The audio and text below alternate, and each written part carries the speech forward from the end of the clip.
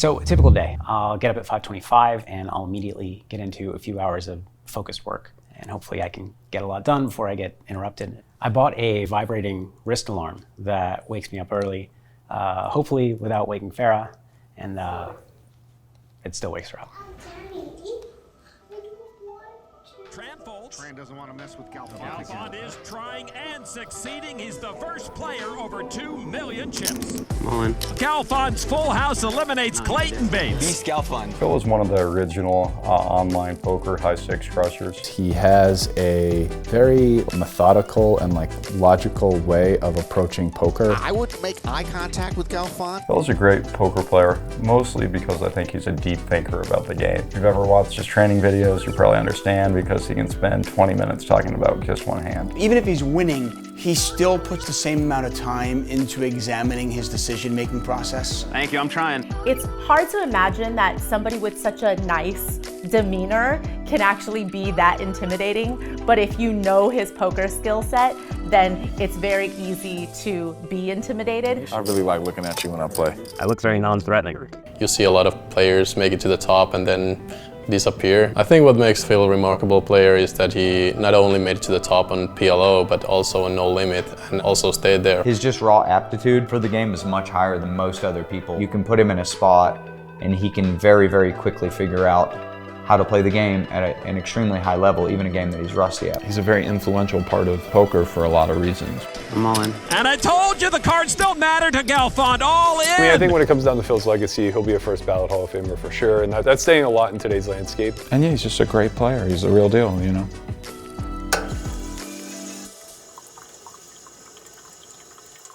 My days are pretty full. I started waking up earlier than everybody, and I just get to work immediately. I'm writing, on calls with my social media team, creating content, working out, coaching, being coached. And then I have my other businesses. So meetings with Run Once Poker, meetings with Run Once Training, reviewing various ideas and getting back to people. I'm 5 days a week, 11 and a half hours a day working on business. And if I'm not working on business, I am with my family, being a husband and father.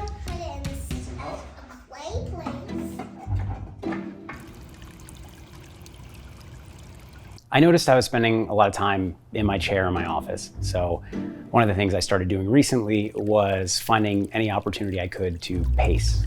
I will brainstorm, I will take calls walking around as much as I can. I will outline and sometimes draft newsletters. He just paces.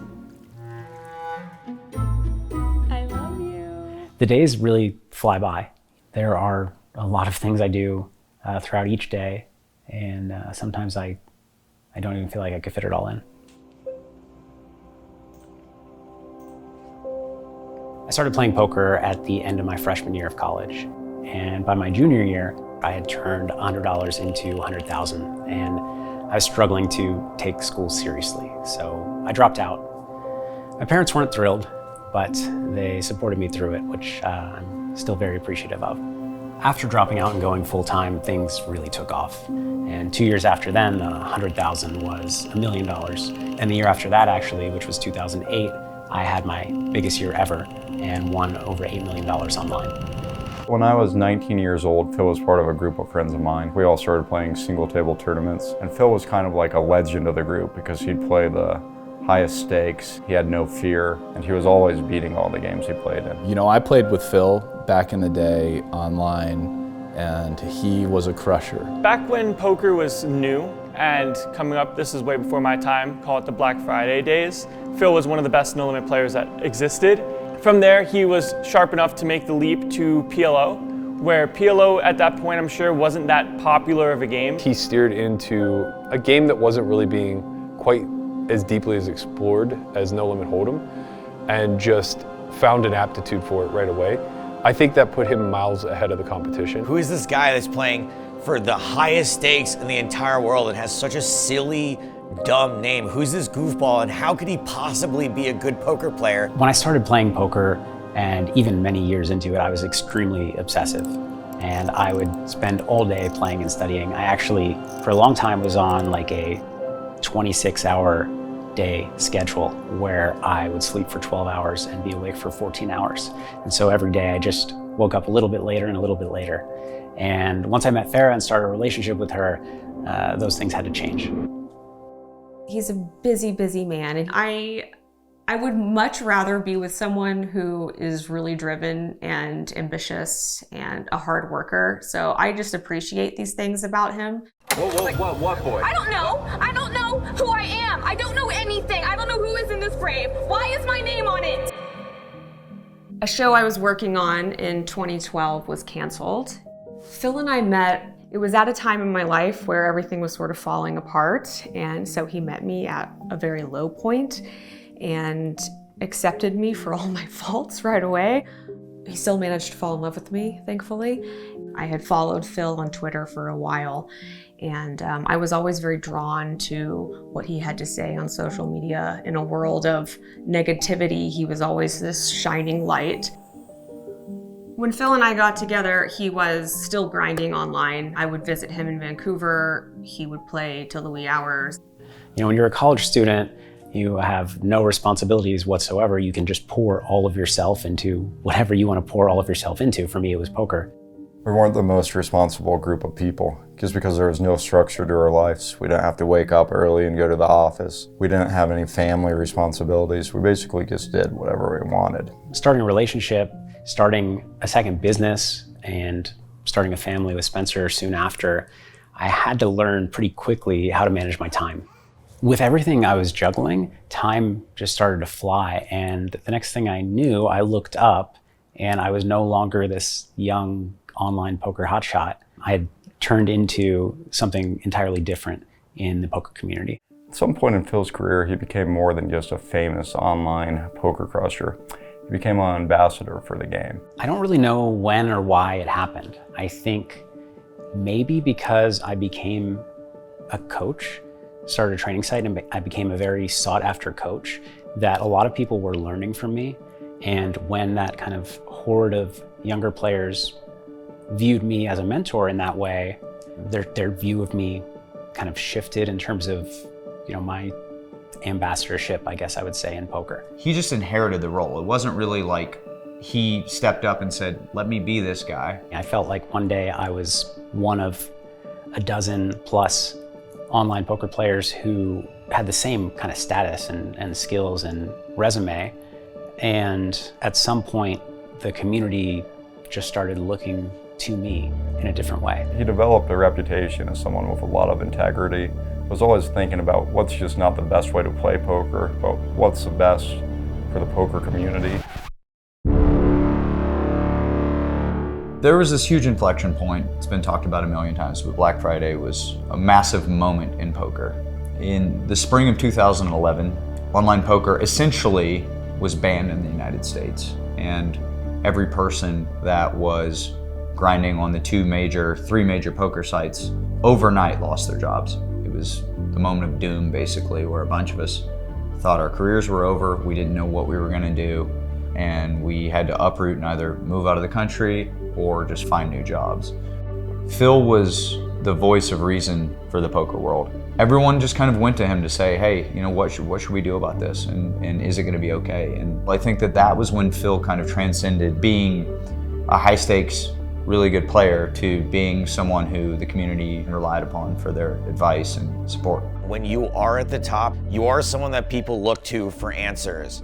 And I don't know if anyone has consistently had the right answers to things more than Phil does. It's like we woke up one day and he was at the top of people in the industry that are most respected. And if there is a dispute or some kind of controversy, he is the person everyone goes to now. The fact that Phil is in any capacity regarded as one of the household names that people gravitate to really speaks to what his career has been and the effort that he's put in to kind of give back. He's the oracle. He's the poker oracle. He's just so well respected and has done nothing over the years to lose that respect, which is saying a lot for a poker player. As I saw people in the poker community looking to me, I felt that responsibility and started to embrace the role of an ambassador.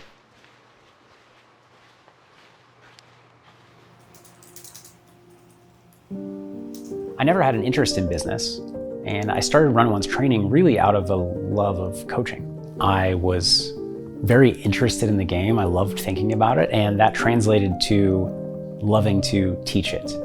And I noticed that I had a natural ability to explain complex concepts in a way that most people could understand. He comes from a family of teachers. His father was a statistician, his mother is a teacher, his brother is a teacher, and it's just in his blood. Ace King 5-5 suited to the king, playing hands pre-flop that can make the nuts. Phil was working with a company called Blue Fire Poker, doing instructional videos there. Wasn't really happy with the relationship, so he broke that off and asked me if I would start a poker training site with him. When we launched Run Once Training, we came into a saturated market with a very different strategy.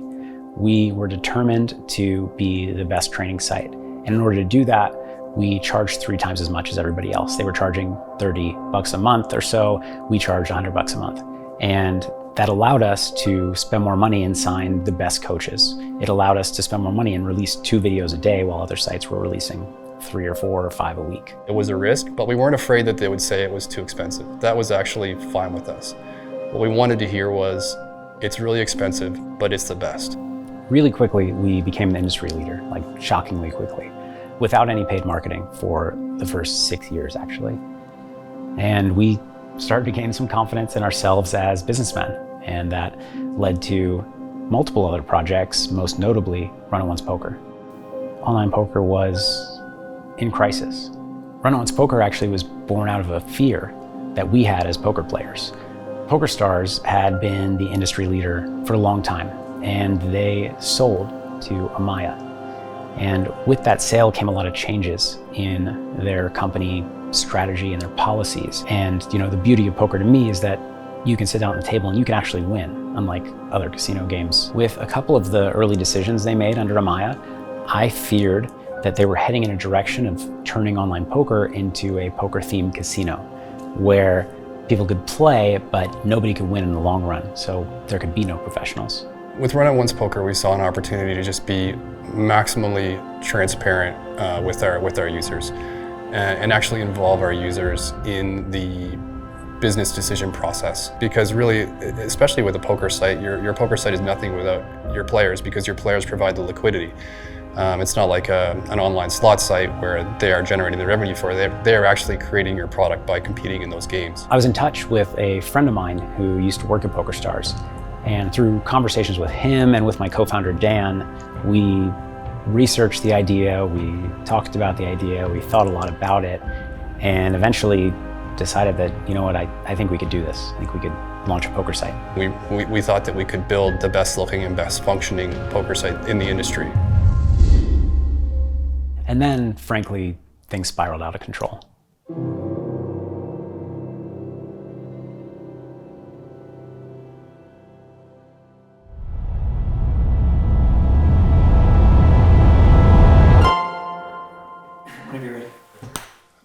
My name is Dan Quinn. I am the invisible co-founder of Run It Once. Phil and I met in, I think 2004, 2005, ended up being a group of players that I was probably the worst one of the group, but a number of very talented single table tournament poker players. We ended up getting a house in Las Vegas for the summer for the World Series. I was whoever that old guy was on Entourage. I was 27, everybody else was either 21 or in Tom's case, underage. It was a pretty ridiculous summer. After that, I was actually moving to Madison, Wisconsin with a girl that ended up being my wife, is still my wife. And Phil was actually enrolled at the University of Wisconsin in Madison. So we ended up living in the same town. It was a lot of me asking him every other day if I could come over and play poker at his house, because online poker is obviously a pretty isolating experience. The answer was typically no, but maybe tomorrow. Whenever we'd play it at Phil's house, which was a decently sized office with 2 monitors, 2 computers, and 3,000 empty water bottles. I always remember one of the big memories is whenever I had a bad hand, and I'm a pretty relaxed person, my biggest freak out would be taking the mouse on the table and just zinging it against the wall, and the mouse would self-destruct and would start with another mouse. And the most angry I ever saw Phil ever during a poker hand was, I was probably mad because I lost $1,000. He was mad because it was the end of a $600,000 session loss, something like that. And it was pick the mouse up, drop it to the table, and that was the most angry I ever saw him after a losing session. Other things that for some reason are stuck in my mind are the man never wanted to keep his change. Well, this is a long time ago, obviously, when we were still using cash, but never wanted to keep his change after a purchase. So he would take his change in the coffee shop and he would hide it so that a person would potentially find it in the future and be able to use that for their purchase. Just silly things you remember, I guess. Phil offered me a job as head of poker room management at Run It Once, which involved relocating to Malta. So we had to make a decision. I was married, very settled in the Midwest at the time, but we kind of viewed it truthfully as what would probably be a 6-month adventure in Europe. We were told the expected outcomes were, this was going to fail, but it would fail fast, or if it were successful, we'd be here a long time. We expected to launch in a year. After a year, we were nowhere close to launch, and our technical director quit. So we sought a new one. He came in and said, this is a mess, essentially. It's going to take us a long time to rebuild. And by the time that finally got rebuilt, it was 4 years later. One thing that was kind of funny about it, I remember one of the first days where Phil came into the office. We're working on a UI element, and we went over and spoke with one of our lead devs at the time. Phil came in, anybody who knows Phil knows he's very unassuming. He's not a particularly large presence physically either or anything like that. And he came over and he was talking about this with this developer, trying to get to the problem that we were trying to solve. And afterwards, Phil left the room, and that developer said, who the fuck was that guy? and we're like, yeah, that was the owner of the company, man. And he's like, oh. By the time we got to 2018, it was incredibly stressful. I was putting in a lot of my money every month, and I didn't know when we were going to complete the project. We thought about shutting down before even launching, which would have been an embarrassment, but it might have been the right decision. We were always 2 to 3 months away from launch. And working and living in an environment for several years where you're perpetually about to launch is pretty miserable, because it's a constant letdown, and it means, especially we're a bunch of very dedicated people. We weren't planning vacations, weren't planning any time off, this kind of thing. A lot of people liked our innovations, our ideas that we created that no other poker sites had, and they liked the design of the software, but the tech just wasn't there. Instead of a full product in 1 year, we had an incomplete product in 4 years. But that's what we had, and we had to launch it. After we launched, after months and months and months of hurry up and wait, and then a huge sprint to the finish line with very, very little sleep, suddenly, bam, we're running a 24/7 operation that has some technical hiccups in the first few days. It was a little bit of chaos ensues. We did our best to be prepared for it, and we knew it would be that way, but it was still pretty tricky in the early days. When we first launched the site, it was extremely exciting just to have it off the ground, to have games running, to have people emailing, contacting customer service. I actually was picking up shifts within customer service, communicating directly with our users, so it was exhilarating. And by the time we launched, I was kind of a mess. It was 80 hours a week. It was all of my money and all of my mental energy, even outside of the time that I was working. And then over the course of 2019, it was just everything that I could do and that we could do to get more players there. Pretty quickly, we started to see the effects of churn. Every single month, if you're lucky, you have to replace 30% or more of the players you brought in. It varied month to month, but we were burning about $300,000 a month, which is obviously stressful, especially when a lot of it fell on my shoulders. Beginning of 2020, we started seeing a lot of growth, and that growth was accelerated because of lockdowns. And by mid-2020, we were almost at a player base size where we could break even, which is, the holy grail. Once we get there, we can build, and so I was feeling really great about it. But once lockdowns eased towards the end of that year, it wasn't just a slight drop-off. Traffic cratered. I remember seeing the volume reports month after month and just seeing them at a level where it was clear that this wasn't going to be able to be sustained at this point. We couldn't go back to our investors and ask for additional funds. I knew we weren't going to make it. That was the point where I knew we needed a big partner, a massive marketing spend, or to sell the company. And so through the end of 2020 and into 2021, we set out to do just that. So yeah, that was my full-time job, basically trying to find a buyer for the company, along with Phil and Jason. And so we took a ton of these calls, probably somewhere between 60 to 100 calls over a year, and they all kind of went the same way for the most part. It was clear that when the other party got on the call, you could tell that this was the first time some of them had heard about it, or they had obviously not prepared, hadn't looked at the materials up front, and it ended up being a little bit, or a lot disheartening when you get on a call and in the first 5 seconds you know that they really aren't serious. They're just kicking the tires here. And so there was a lot of that. So I had to be a little careful because I was NDA'd throughout 2021. We talked to several large gaming companies in the US and out of the US, and a lot of them were interested in poker, which is exciting, and a lot of them were interested in us. And we ended up getting a couple of offers and choosing an offer that we really liked. It was a fantastic number that would make all of our investors whole and would leave me okay. We kind of expected it to be a 45-day or so process, which turns out was very naive. That we signed a 45-day contract, but what ends up really happening is at the end of 45 days, you're like, do you want to keep negotiating? Like, do you want to still do this deal? And then we have to extend it. Well, Phil was just getting destroyed by this monthly burn. I was trying to get this deal done, and Jason was just trying to keep operations afloat in Malta. Every time I always felt bad because every time I talked to them, it was 1 in the morning where I was. So I was fried and done and, not particularly articulate. In the end, it was just a series of these little things, some tax implications or VAT implications that we just kept having to compromise and find a way through. It was fine initially. It was just like, okay, we can just get all this information and this will be done in a couple months. But it became clear that it was not remotely that easy and it was going to be a very long process. There was always an issue with the VAT and how VAT was going to be applied to the deal. And I don't think anybody really knows what VAT is. I still don't. It's a value-added tax that is applied in Europe, and that's the extent that I know of it. But I know it was a major pain in the ass. To this day, I still don't really know what VAT is. So during this contract, you're exclusive with them. You can't negotiate with anyone else. You can't raise money. So every month, to keep us alive while we're negotiating, it's $300,000 out of my bank account.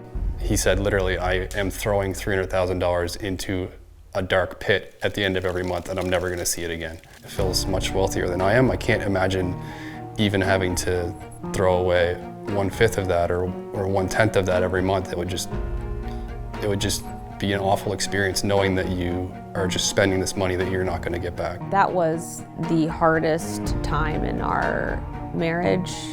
Not only was he just physically not around, he was mentally distraught over saving the company. It was just a period of intense negotiations, just an absurd amount of legal calls, and not much movement on the product at all. All told, when you add up the money that I put in personally and all of the free cash flow from Run It Once, which would have otherwise been my money, I put in just under $10 million. Jesus. I didn't know it was that bad. And 6 months in, so that's a little over 1.8 million in to the negotiation talks, we were at the point where we were basically ready to sign. He and his team had worked so hard. I would text with the wives. It was the same for every couple. Like, these guys were working just tirelessly on getting this deal closed, and it was damaging to everyone's personal lives. It was so intense and so stressful, and they were so unhappy and miserable. By all accounts, it looked like it was a done deal. We had, told them the addresses to ship computers to and what specifications each person needed, and I had signed an employment agreement stating I'd relocate, all this kind of stuff. It felt like a done deal to me, to the point where we were being asked, do you want a Mac or a PC? So to get to that level of granularity, yeah, there was really no way that, in my mind, that I saw the deal not going down. One day I got a call from somebody who was too high up to be calling me, and I don't know, I just got a bad feeling about it right away and answered. Hello? And then Phil just typed in Slack, "We're fucked, period." They didn't want to do the deal. I mean, that's just glued in my mind. I'll always be able to remember exactly where I was and what I was doing when I saw that, and can see it just clear as day. He walked out of his office, and I was sitting on the stairs next to the office, and he was gray in the face. And I've never seen him look like that. And I was, what happened?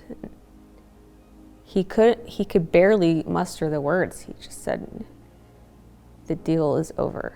When everything fell apart, I just wanted to curl up in a ball and just be done, you know, and not deal with it anymore. It wasn't an option, and we had to move forward. But in that moment, I really didn't want to deal with it at all anymore. I just felt so bad for him. My heart was just broken. The wives, we were as supportive as we could be, and when it all fell apart, it was just, oh God, I just didn't know what to say. I felt so bad for him. We had a friend who was an advisor as well. He said that we should fly out to their offices, just tell them that we're there and that we really want to try to make this work. And honestly, that was the last thing that I wanted to do personally. It felt like begging, but when it was for all of our investors, for our entire team of employees that, you know, if we shut down are losing their jobs, I knew I had to do whatever I could. It was, we need to save this deal. And so we said, fuck it, we need to get on a plane, go to see these guys and save this and say like, look, whatever it is that you guys have a problem with this deal, why it broke down, don't worry about it. And so Dan and I flew out and met with them.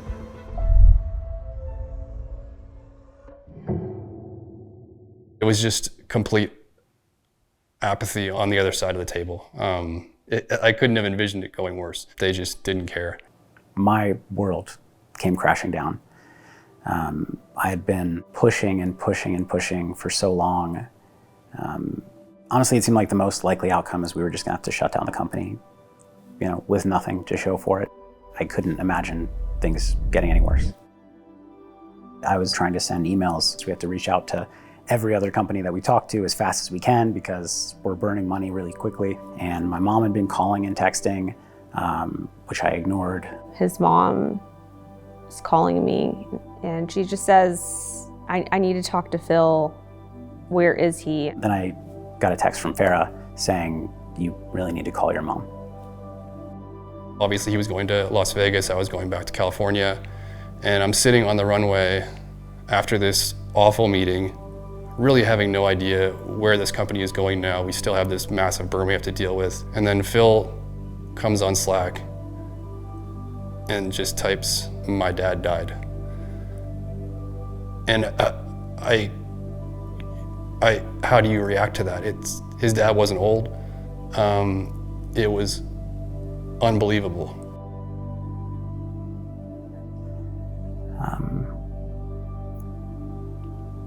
I don't know, I was numb. Really throughout all of it, I don't think I ever gave myself a chance to feel anything because I was either figuring out how I could be there for my mom, my brother, and my sister, or figuring out what we were gonna do about the business. Yeah, I remember that moment very, very clearly where Phil said that, and an absolutely horrible moment.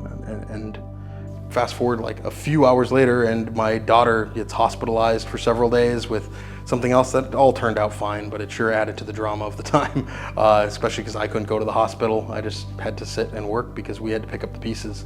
You know, slept for just a few hours and got up, and we're immediately not only trying to salvage that deal, but we're attempting to figure out what's next, like who, you know, contacting everybody we were speaking with previously, because that's our job in that moment. Just noticed in the months later that I was different. My whole life it's been almost impossible to make me angry, which is something that served me really well in poker. But I found myself all of a sudden having a short fuse. I kind of thought it was something I was born with to not be angry, but I realized then that, I don't know, it was easy to not be angry when life was so good. The grief manifested in less emotional control. And I consciously took time away from playing poker at this point because I realized that I didn't have the emotional control that I once had. And it wasn't until I actually did a session with a hypnotherapist where I went and talked to my dad in a relaxed state, that I kind of let it all out. My dad, I knew him so well and he was so predictable that I really can have a conversation with him and know what he's going to say.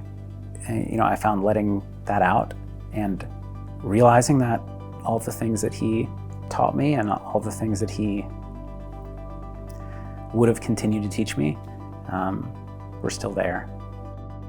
So in the aftermath of the deal dying, there really wasn't any time to grieve, for that deal, and it really wasn't time, honestly, for Phil to even probably grieve the loss of his father, because we had to get this company sold, or it was just going to continue to, cause Phil to lose $350K a month. So we immediately sort of looked back to who we had, gotten at least even somewhat close to in the months leading up to the deal that we had signed, and just started reaching out to them as quickly as possible and say, like, hey, is there any renewed interest? We're back on the market. Do you think we can put something together? When the deal died, it was still, even if Phil said, which I knew he would never do, said, you know what, fuck it, I'm out of money. I can't continue to drop $350 a month on this. Even in that case, you still have to unwind the company. You can't just stop having those cash outlays. There's just no way he would ever say, all right, we're closing, I'm not giving the employee severance. So he was just in the impossible position of running out of money and not being able to stop that money from flowing out of his bank account. So we just really needed to find someone to rescue us at that point. By the end of this, essentially I'd lost everything. We got into negotiation talks again with a different company for an offer that was not nearly as good, but it was something. And, getting some money back, some hope for the team and investors, and something back for myself, obviously was still important. So now we've sold poker to RSI, and I'm working closely with them on that, very excited about the project, letting the vision that we created live on. We have the resources and the right partner who shares our values in order to be able to deliver on that. It's just really exciting that we're able to continue to build Run It Once and launch that into the US market, which was always a dream of ours. And I also have more attention now to put on Run It Once training, which has kind of been neglected despite being the cash cow for these other ventures. The comeback story is still happening. Going through this experience not only taught me that I could handle really bad things happening to me, but it gave me a new appreciation for my life, and specifically money. Prior to this, I was just kind of building whatever I could. I just wanted to move up in stakes, play bigger games, make more money, start businesses that were going to make more money. I didn't think a whole lot about the real world implications of it. It was more of a game that I was playing. I just wanted to play good poker, build cool things, and make more money. And after this, after experiencing just the weight of that burn on my shoulders every month and not knowing what was going to happen, it was a very real possibility that I would end up in a lot of debt, that we would have to sell the house, things like that. And so I came out of it with a newfound appreciation for what I have. Awake and alarm. I think I found awake.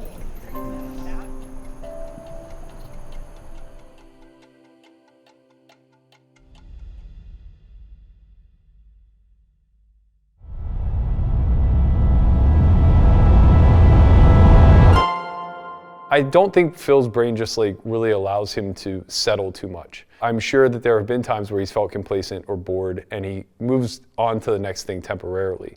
But all that does is kind of let the competition catch up. And then you see things like the Galfond Challenge arise, where he wants to test himself again and see if he has what it takes to compete at a landscape where modern game theory is kind of driving the strategies.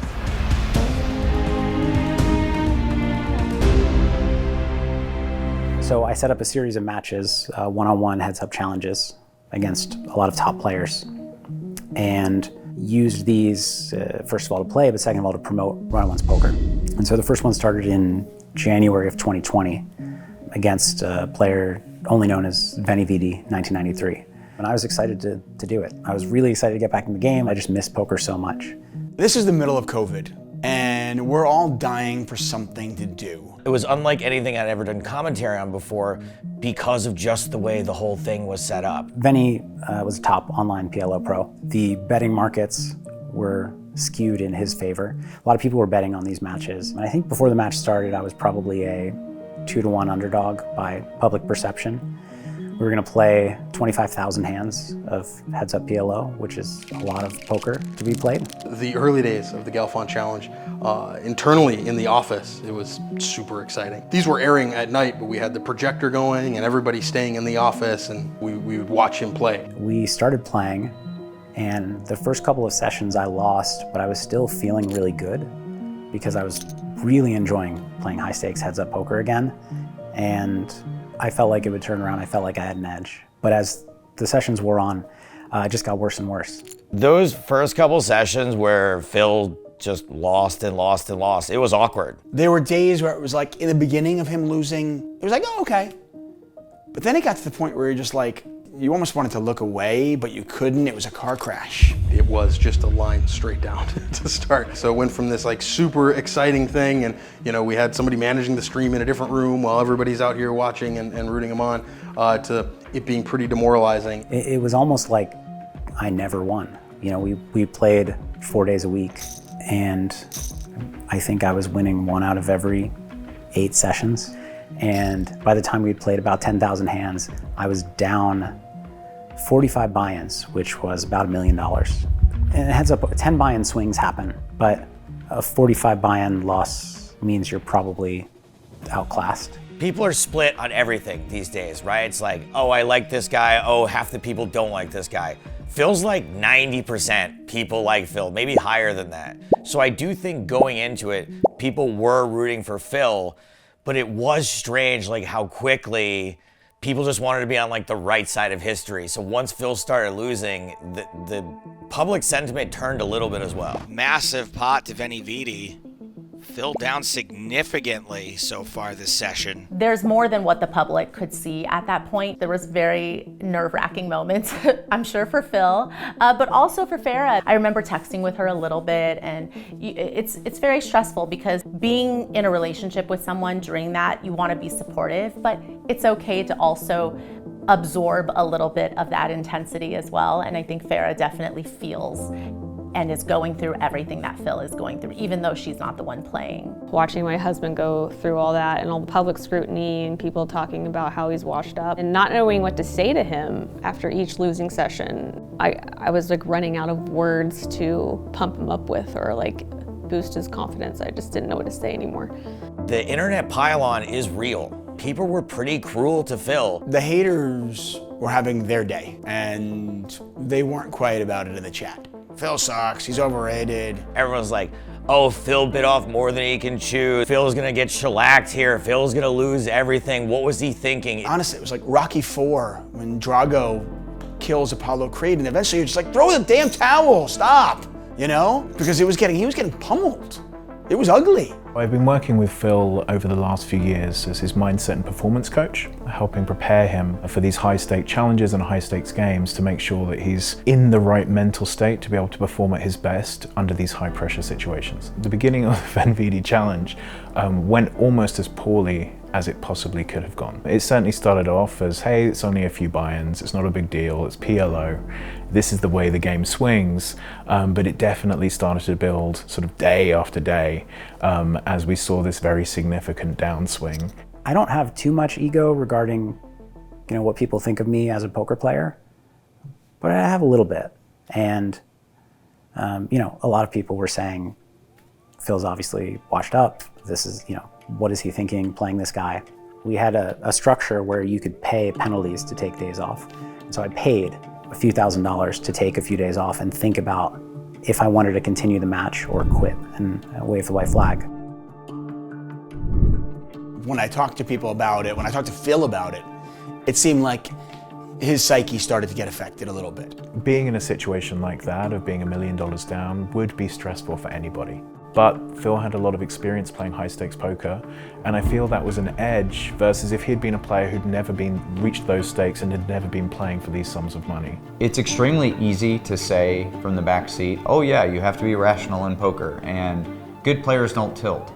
But until you lose $1 million in a couple of days or a couple of hours, and you feel that feeling, it's very, very different. I've seen some of the most disciplined looking people come completely unhinged. I honestly don't know what he was thinking down $1 million, because that challenge was very unique in the sense that they had a big side bet as well, where him just clawing back some of the losses, getting in the hands, and maybe only losing like $200K in the challenge isn't really good enough, right? Like when you have another $250,000 on the side, you kind of have to go for broke. When there's a huge discrepancy in win rate like that, usually it's going to be the mental game that gives somebody a significant edge. There were a lot of discussions during the break as to what Phil was going to do next. He was very, very close to calling it a day on the challenge. We had some discussions as to whether that was the right thing and how he would feel. And eventually he decided that actually he'd like to give it a go and see if he could win some of the money back. As I recall, he was basically going to quit. And then, last minute he kind of decided no, he's going to go for it, which is even how he wrote the message. I don't remember exactly what it was, but it was, a Galfond challenge update and, some kind of a one-liner that was like, I'm just going to play. When he was down $1 million, he still believed he was a favorite in the match. Everyone is saying the same thing. He's washed up. He better throw in the towel. Did I have flickers of doubt? Possibly, but when he wanted to continue, he had my full support. So after whatever number of sessions it took for Phil to lose $1 million, genuinely I felt bad for Phil. For me, I'm a human being. This is still real money to me. Oh my God, like this dude's losing $1 million. How much worse is it gonna get? There were side bets at the beginning of the match, which at this point were long out of reach. I wasn't gonna recoup 45 buy-ins, but I wanted to decide if I thought I could beat him over the next 15,000 hands. And so not make a full comeback, but win some of it back and prove to myself and to others that I could hang with this guy. In the end, I decided to go for it, and we resumed the match. Welcome. Good morning, everybody. Run It Once Nation. We are back for the Galfond Challenge. Suddenly, we come back from break. So here it is, Phil Galfond. The show goes on. He is down over 900,000 euros. He is down 45 buy-ins. And Galfond starts to win. And the tide turns. And you can feel it. It is palpable. What is Phil going to do now? 45-9 in there. There's a call. Make the call. Flush. There we go. Oh, baby. There we go. There we go. It was during both the break and the restart of the match that I really started to connect the dots between the new way of playing poker, studying solvers, focusing on theory, and my old way of thinking through hands. Yeah, look at that. Nice call from Phil. That is, well, let's see a replay on that one. That was a sick call. In game, I was just thinking about what a solver would say. I wasn't thinking about hand reading. I wasn't thinking about what I knew about my opponent and how that would change various factors. The combination of that clicking with my luck turning around a little bit led to a lot of winning sessions. I have not seen this kind of momentum for Phil over this long of a period in a session since this challenge started. Phil up now nearly 150,000 euro for the day. The sentiment around Phil Galfond, and Benny Vidi for that matter, did shift. At that point it looked like, okay, well at least he's not going to lose 2 million. Maybe he'll only lose 400,000, right? But he just kept winning. And he kept winning. There's the all-in. Galfond going on a little bit of a run right now. By the time I was down 45 buy-ins, the betting markets closed. They just didn't offer the odds anymore because it was too silly. Yet somehow the comeback was happening. I don't care how good a player he is. I mean, to overcome a deficit of about $1 million is just, it's not gonna happen, right? I mean, the odds of it happening are whatever. I remember talking to some people about it and they were like, maybe 4%, but he kept winning. That was a huge pot too. The comeback is on. Yeah, huge pot. Phil Straight draw, gonna flush win. draw. Yep, does not get there. We really felt the pressure of the situation had switched and that Van Vidi was then potentially tilting or he was starting to play worse, and we felt the edge was growing as we continued deeper into the challenge. There seemed to be a shift there that was happening. Galfond train continues. Look at this, just 90,000 on one table, 95,000 on the other table. Galfond up 5 buy-ins. Then he just cannot get any kind of momentum going on either table. Could certainly feel the excitement building, and it really did feel like one of those stories where the momentum was just behind it. You started wanting to believe that this fairy tale was going to come true. About 10,000 hands later, before I know it, we're about even, and I actually have a chance to win this, which was unheard of. Oh my fucking God, are you kidding me? Phil Galfond is up 102,000. The Galfond challenge is now down to 51,000. That's it. Galfond is down 51K. I would never have thought that the Galfond challenge would be, it was like I said, it was heads up PLO with no hole cards online. Like, okay, how's that going to compare to the World Series of Poker main event? And yet the day that Phil Galfond went into the green, it was one of my favorite days of broadcasting, period. What a show it is. Phil Galfond currently up about 135,000 euros today, and he now has the total under one buy-in. He had Veni Vidi on the ropes, and suddenly it was like, wow, could he win this? We're on the edge of our seat. Will it happen? There's the call. These commentators really had me pumped up. Like she even said, like, when I made the call, Galfond is in the green. He's in the fucking green. This pot could put Phil Galfond in the green. We're on the edge of our seat. Will it happen? It's 10,000 to call. There's the call. There's 910. Phil Galfond is in the green, everybody. Are you fucking kidding me? Like she told me, she's like, when you said that, I got chills. Because it was so emotional. It was emotional for all of us. But for her, she had been riding that. You know, she had been riding that roller coaster with him. Do you believe in miracles? Phil Galfond is in the green. Him making that comeback was, oh man. We had, 2,000, sometimes 3,000 people watching in previous days, and on this final match day, there were 26,000 people watching concurrently. I remember with, a few thousand hands left, tweeting out something along the lines of, I know this looks like the perfect comeback story, but just remember this is real life, and, I don't know what's gonna happen. Whatever happens, happens. I'm gonna try my best. And honestly, you couldn't have written it more dramatic. We entered the final 500 hands within a buy-in from each other.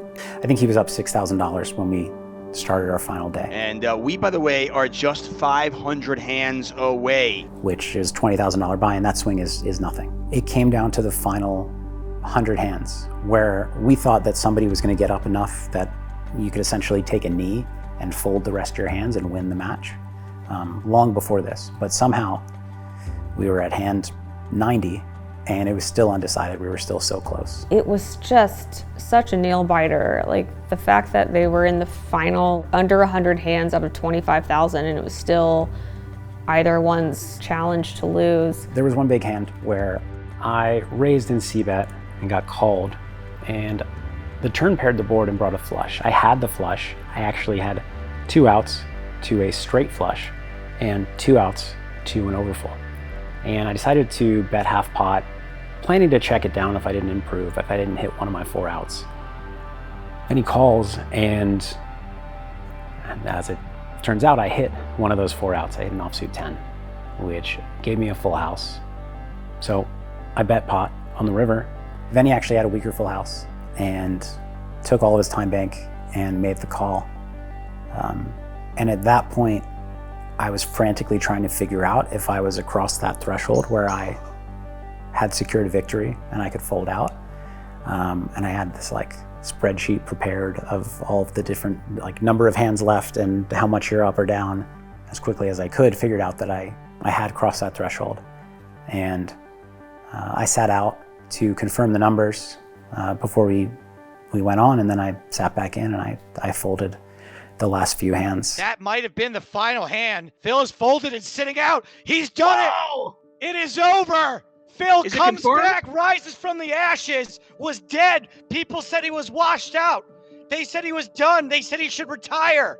He came back from being down 900,000 euros and wins it at the 0 hour here on Easter Sunday. And I remember Farah coming into my office while I was folding and was excited to celebrate with me, and I was kind of freaking out, I don't want to misclick and accidentally play a hand. For me, the moment he won was very different than for most. Sitting at my dining room table, furiously typing away on my laptop, making sure that the results shown on screen matched perfectly everything in the database. Are you kidding me? Is this confirmed yet? I just want to make sure that we have this right.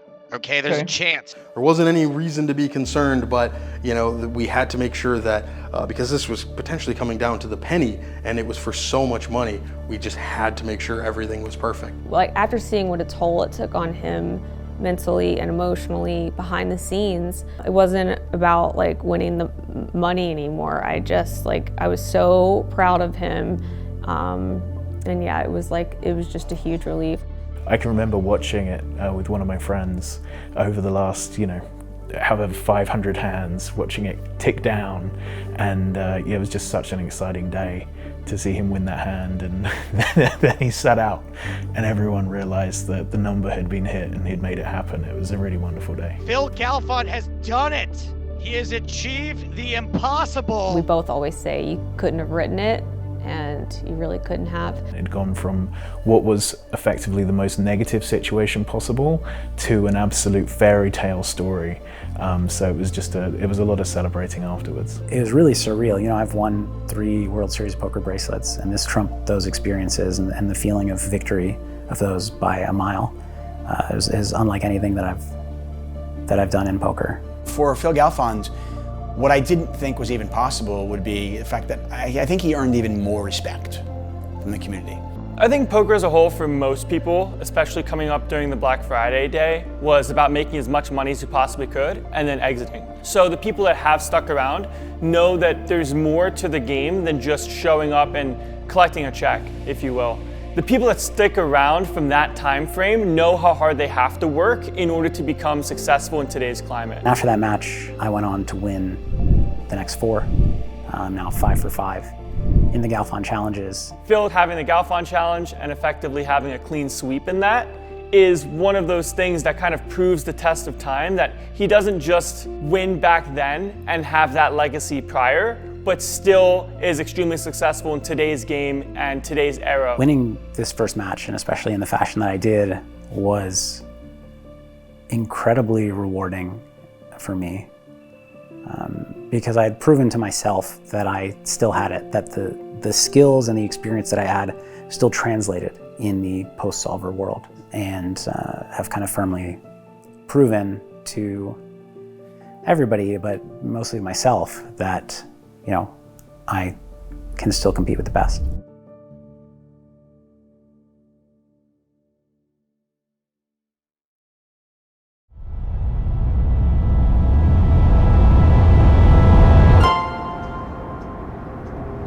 I miss playing poker. I really struggle to do a little bit of something and a little bit of something else. I'm kind of all in on whatever I do, no pun intended. I will play poker seriously again. When I play poker seriously again, I'll have gotten a lot of my time back from my business ventures, and I will have found a good game or a good opponent to play against that wants to play me regularly. What I'm really waiting for is the next cash game opportunity that I can dive into head first. These days I find myself doing a lot of things that are not poker. I'm not playing, no, I'm commentating. They're related to poker, but they're not playing poker. We've never done commentary together. Is that so? Yeah, I don't think so. No way, really? Yeah. I'll be depending on you a little bit there. I immediately took to the role of teacher and mentor within poker. It's something that I love, and one of the things that I want most. I've been coaching poker strategy for 15 years or so. This year, I got excited to try to coach outside of just on-the-table strategy. I wanted to coach people through being a poker player in their poker careers, and outside of that, even impacting their lives. I've never done this before, so just those pre-performance, in a way, jitters. So I'm as prepared as I'm gonna be. We're starting in 5 minutes. I'll hop on there a little before then. Got my notes on all the people. I've got my notes on this call. Happy with the groups. I'm confident that I can do a good job, but it's gonna continue to be kind of hard work and stressful. The first day is over, I'm sure. Yeah, I'm massively relieved. That was a lot of anticipation. Yeah.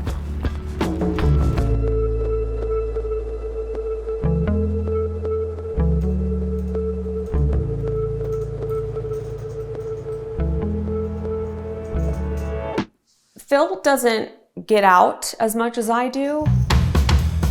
I'm out there grinding. He plays online if he plays. Nowadays, Farah is doing most of the poker playing in this household. She has the same love for the game that I do. Farah might have set or reset me more than any human I've ever played against. Colin. She is one of my absolute favorite human beings on the planet. She is fiercely competitive. Farah shows the 6 of spades to get the table talking to themselves. But also wildly empathetic. I've never seen somebody who wants to win every single pot they play. Lucky. But their heart also breaks every time they set or reset you. And it's genuine both ways. Yay! Sorry. I assume most people underestimate her. She's a lot better than I would think almost everybody thinks, except for people that play with her. Amazing day for Farah It's Galfond. quite interesting to be a woman in poker in general, but also especially in the high stakes world. I feel like there's always a sense of us trying to prove ourselves a little bit. I think we sometimes get less credit than maybe we deserve. Maybe people think that we got a spot in this game because we're women or because we're fun to play with, but not necessarily because we're skilled players. She rakes in a 50K pot. She's very, very tough, and maybe people underestimate her a little bit, but I can tell that she is happy to be underestimated. Like husband, like wife. Barrett winning pots and doing it with class. It is exciting to see her focused and driven and trying to achieve things, because that's the way that I am, and I think that's a really big part of our compatibility and respect for each other. Love you. Love you. Good luck. She is very fierce when it comes to standing up for Phil in public domains. Her Twitter persona and the way she plays, I think, are actually very much in cohesion. I know you would love me to be out there. It feels like a waste. God-given talent. Yeah. You know, people ask me all the time why you don't play. Why isn't Phil playing this? I do always get asked, why are you not playing more WSOP events? And the answer is, I'm not a tournament player. I've never been a tournament player. So you're content with not playing? I'm content with not playing for periods of time, and then I start to really miss it. Farah is always pushing me to get out there more into the live poker world, and I do occasionally engage in some activities surrounding that. Thanks, bud. I love you. Bye, hon. Thank you. So today's day one of the PLO Super High Roller Bowl. It is a 100K buy-in with one 100K re-entry, plus some rake. And it's the first poker I've played in a really long time, and I'm excited. I'm expecting some people not to be surprised that I showed up for a 100K PLO, because what else would I show up for if not this? But yeah, I'm expecting some, hey Phil, haven't seen you in a while. You'll just never be desperate enough. I mean, tournaments are just not, it's not the form of poker that I love. What I love about poker is playing deep stack poker and trying to get inside of somebody's head and read their hand over multiple streets with multiple bets going in. That's just like what I love most. That's just the absolute best, is solving that kind of puzzle. You don't get to do that so much in tournaments. Look, if I had no businesses, if I were single, I would be moving somewhere and finding a game somewhere, but why not in Las Vegas, Nevada? What game? I am a cash game player, and an online cash game player primarily, but live cash games are great too. The problem is that live cash games at high stakes have all gone private, and online cash games at high stakes have largely gone private too. And the ones that are not private, I don't have access to here in Las Vegas for the most part. I'm left now, either having to play smaller stakes that aren't that meaningful to me, or just play in games very sporadically. And I'm hoping that in the future that changes. When I play these one-off tournaments or cash games, it ends up being a lot less fun, and I end up being affected more by the swings. It's tough because I really put a lot of pressure on myself to perform well, yet I'm putting myself in a situation where I'm not going to be performing well for me, just because I'm not practiced, I'm not used to playing, I'm not doing any kind of pre-game routine. Obviously if I have a great day results-wise, I'll have some happiness about that, but realistically, I'm still going to make mistakes, and I'm still going to be disappointed that I didn't play my best, but realistically, I can't play my best given the circumstances. We're playing 100, 200. I could very easily lose 100K today, and then it's like I'm not going to be able to get that back for a while because I'm not going to be playing for a while. So that's what makes it harder to take the swings. When I was playing full time, it was not so easy, but compared to what most people would assume, it was pretty easy to handle the swing. And now I've gotten out of the habit of it and out of the practice of losing. This is the first time Daddy has played in a really long time, and you're being so loud. But Mommy, Daddy can't hear it. But I can't hear it either. I love thinking about the game and trying new things, new tactics.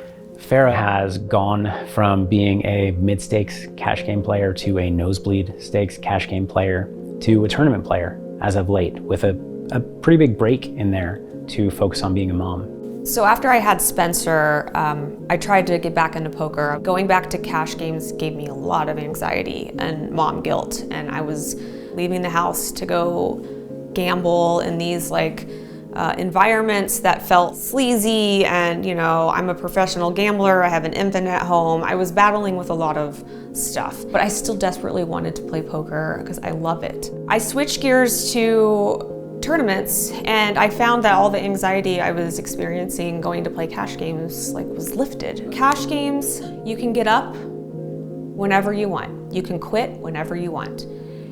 And so when I got to the game, I would feel pressure to get up and go home. I've been here for 2 hours, I should probably go home. But in a tournament, you are there until your chips are gone. And so the pressure of getting up and going home was lifted from me when I play a tournament, because I don't get to decide. The cards and the chips decide for me. She didn't go through the same kind of journey that I did and a lot of people did as a professional player. She didn't have to manage a bankroll in any way. And so this last year, she has set out to really emulate that kind of career. So we discussed it at the beginning of the year. We set up a bankroll for her, and she wanted to dedicate herself to tournaments for the entire year, really play as much as she could while still being a mom, and at the end of the year, see how she did. 2023 was my first year playing tournaments exclusively. Phil and I decided on a $100,000 bankroll. I think there's actually something lacking when you don't have those goals and you're kind of just playing to play. And so I was excited that she wanted to do this. I think it was going pretty well until December. I'm pretty sure I ended the year down, but Phil will give me the final result. So 2023 results. Mm-hmm. So as you predicted, if we look until December started, you're just about even. Mm-hmm. You're down 3K, but December was not good. Yeah. So we finished down 42,000, which... Gotta go. Well, hold on. How do you feel about the year looking back? I mean, it was my first year doing it. So, obviously it would have been cool to have a stellar first year, but I didn't. And, I've just always been really competitive with myself.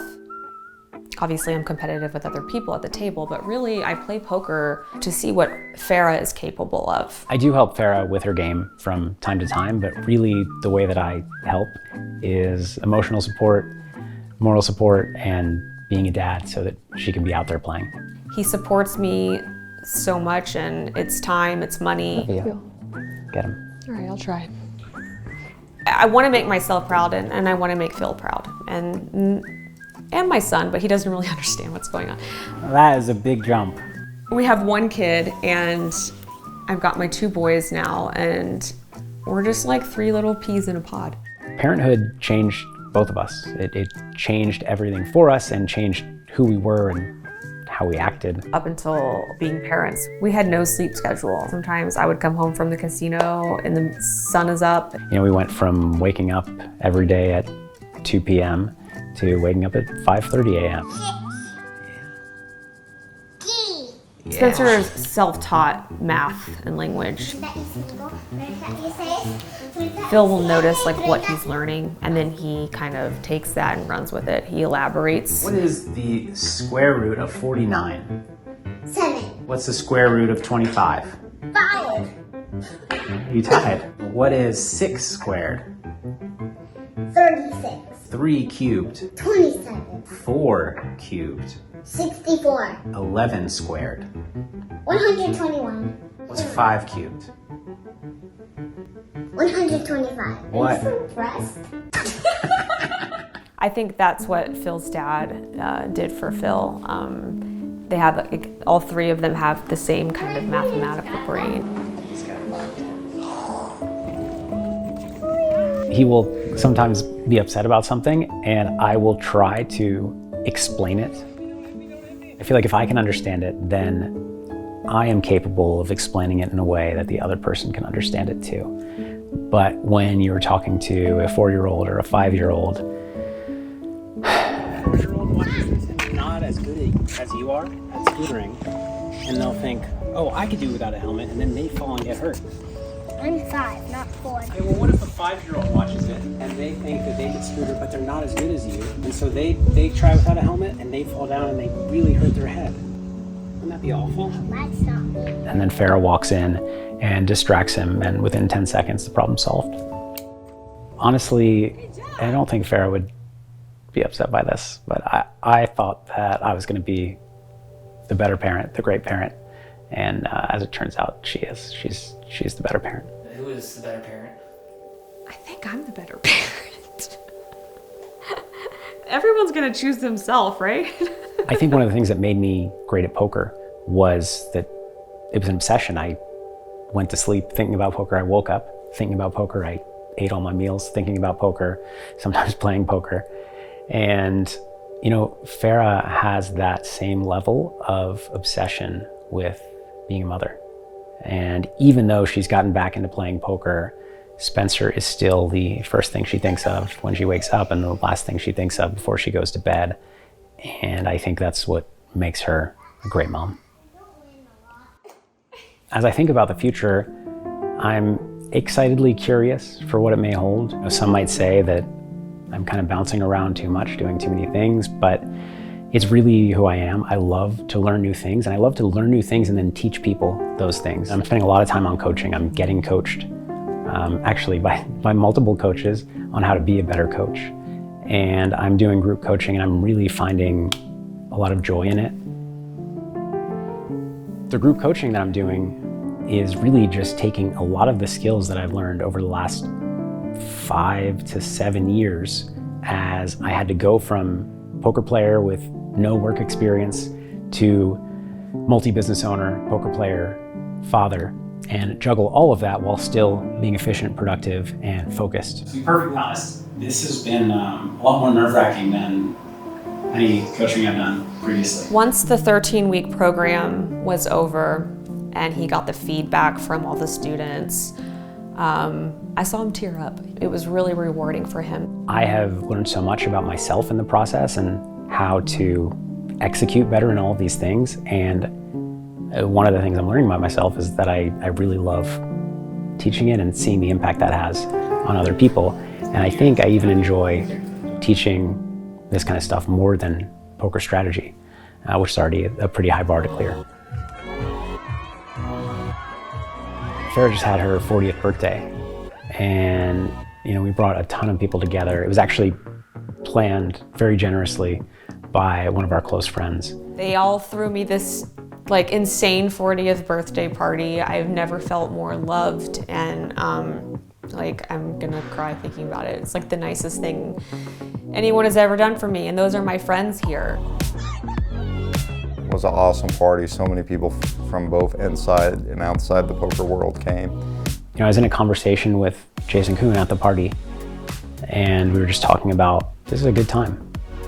We're in a really good, exciting, fun, joyful pocket of our lives, and how we both want to enjoy it. We live close to each other, and we're spending time together, and we're watching our boys and girls become friends. It's just lovely, and it's just awesome really being around so many people that we genuinely love. So many people will say, how can you live in Vegas? I'm here to tell you, I've never been happier living anywhere else. New York, LA, Vancouver, Kentucky.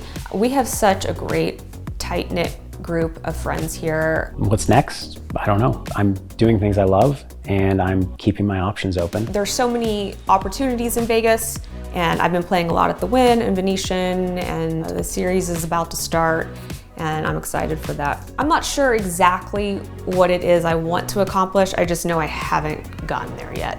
As long as we're together, failing together, whatever we're doing, as long as we're together, we're gonna be good. Hey, how's it going? As I juggle all these things, I'm still trying to figure out in real time. I'm still trying to always re-optimize and reevaluate what I'm doing. So where am I going to be at in 5 years? I don't know. We'll see. It's like old school versus new school. I am old school now. I used to be new school.